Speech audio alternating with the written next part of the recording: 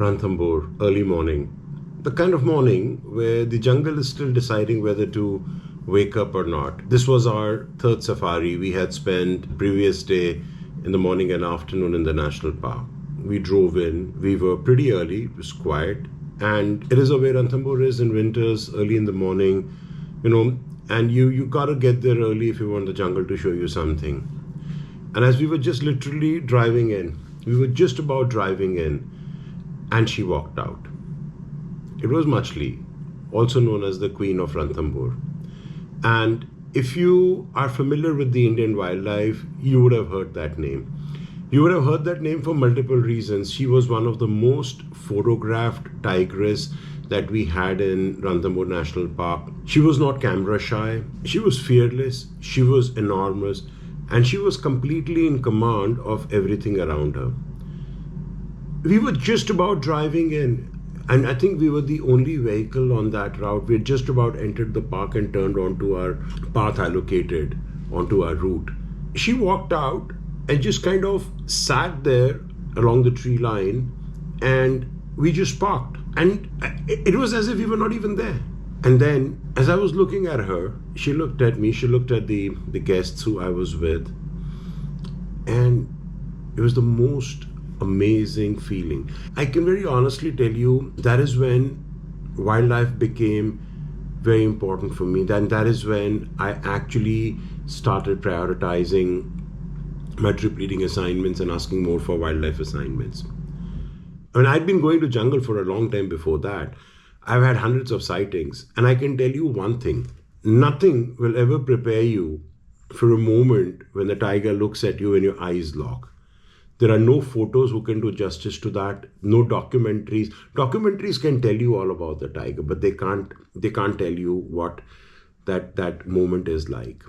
No people's stories can ever do that for you, because when you look at them, you realize how humbled you are. You understand that you're not at the top of this food chain, even though you would like to believe that you're not. I think that day we sat next to her for about 8 to 10 minutes.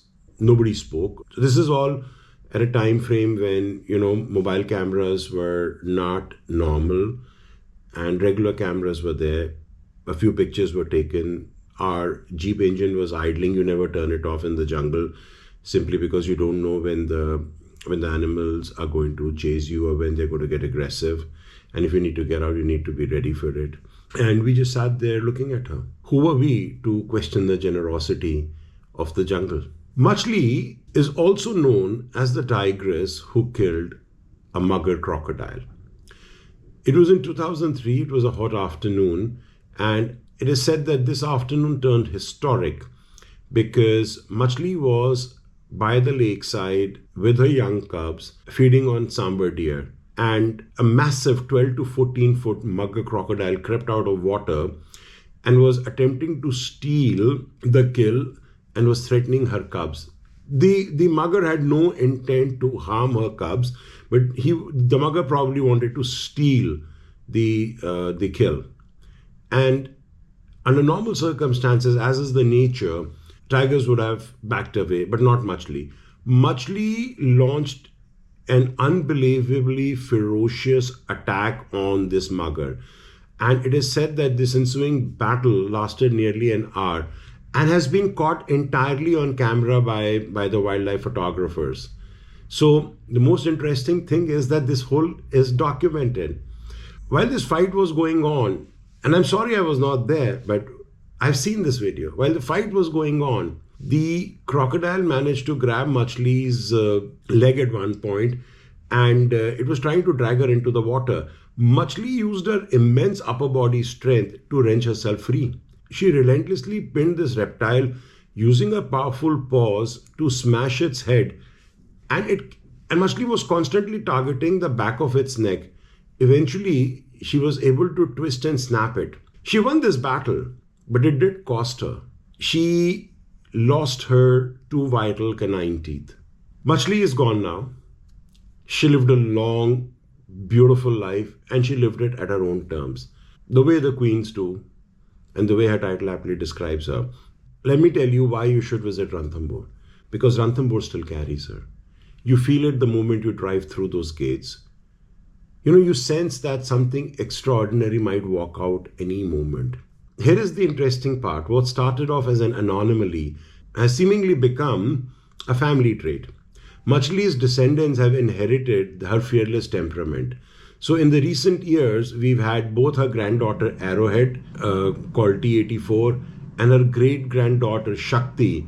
They have been documented pulling the exact same feat of successfully hunting and killing large mugger crocodiles in Ranthambore. Seeing a tiger or being in the jungle is something very unique.